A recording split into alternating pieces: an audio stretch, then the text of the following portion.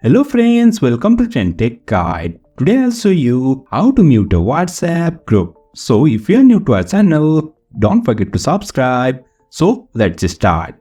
Now over here you can see I'm here in my mobile phone. Now I'll tap on this WhatsApp and now I'll select the group of which I don't want any notifications. Now I'll tap on this group and now I'm here in this group. Now to mute this group, on the top you'll find these three dots. Tap on this and now over here you can find this mute notifications. Tap on this and now you can see here is time range to mute this group. Here it's 8 hours, 1 week or always.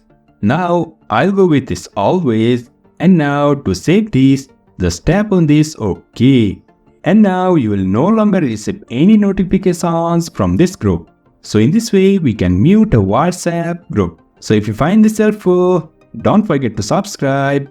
Have a good time.